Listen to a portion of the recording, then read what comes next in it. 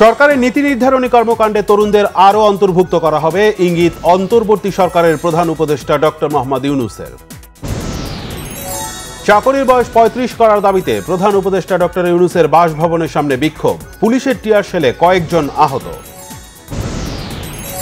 বিএনপির স্থায়ী কমিটির সদস্য সালাউদ্দিন আহমেদ বলেছেন, বিদেশে বসে অস্থিরতা সৃষ্টি ষড়যন্ত্র চালালেও জাতিকে এখন আর বিভক্ত করা যাবে না।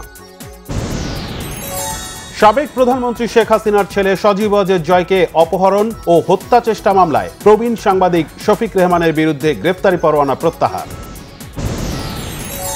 দেশে ফিরে হযরত শাহজালাল আন্তর্জাতিক বিমানবন্দর থেকে ডাকসুর সাবেক ভিপি সুলতান মোহাম্মদ মনসুর আটক। সিরাজগঞ্জ ২ আসনের সাবেক সংসদ সদস্য জান্নাত আরা হেনরি ও তার স্বামীকে মৌলভীবাজার থেকে গ্রেফতার করা হয়েছে।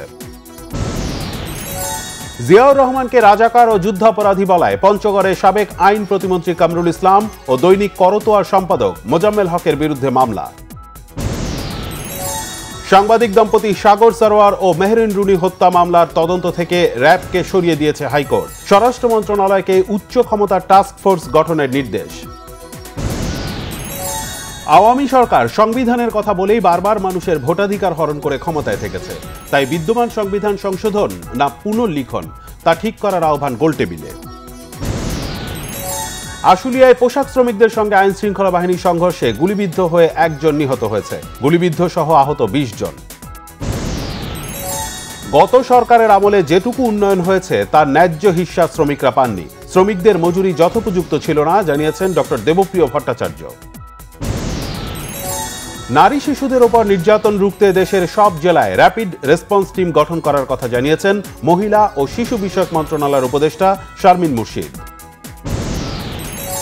দেশের অধিকাংশ মানুষ কৃষি নির্ভর হলেও কৃষি খাত সেভাবে গুরুত্ব পাচ্ছে না, বিশ্বের অন্য দেশের তুলনায় কৃষি ভর্তুকিও তলানিতে, কৃষি অর্থনীতিবিদদের অভিমত। চুক্তিভিত্তিক ও অনিয়মিত কর্মচারীদের চাকরি নিয়মিত করার দাবিতে বিভিন্ন স্থানে মানববন্ধন করেছে পল্লী বিদ্যুৎ সমিতির কর্মকর্তা কর্মচারীরা। চট্টগ্রামের কর্ণফুলী নদীর ডলফিন জেটির কাছে তেলবাহী জাহাজে আগুনে ৩ জন নিহত। গাজীপুরে এলপি গ্যাসের ট্যাঙ্কার মেরামতের সময় বিস্ফোরণে ৩ জন দগ্ধ। নেপালে ভারী বৃষ্টি ও বন্যার জেরে মৃতের সংখ্যা বেড়ে দাঁড়িয়েছে ১৯২ জনে। এ ঘটনায় নিখোঁজ আছে অর্ধশতাধিক। ইসরায়েলি বাহিনীর যত আগ্রাসনই চলুক প্রতিরোধে প্রস্তুত লেবাননের সশস্ত্র যোদ্ধারা, হুঁশিয়ারি হিজবুল্লাহর দ্বিতীয় সর্বোচ্চ নেতা শেখ নাঈম কাশেমের। সিলেট স্ট্রাইকার্সের মালিকানা জোরপূর্বক দখলের অভিযোগে মামলা হয়েছে মাশরাফি বিন মর্তুজার বিরুদ্ধে।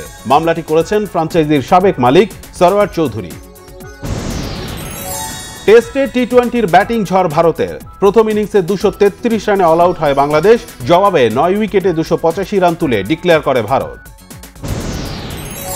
চলচ্চিত্র নির্মাতা মোস্তফা সরওয়ার ফারুকী বলেছেন, ৫ই আগস্ট জনগণ শেখ হাসিনার দুঃশাসন থেকে মুক্তির রায় দিয়েছে, কোনো বিশেষ মতাদর্শের পক্ষে রায় দেয়নি।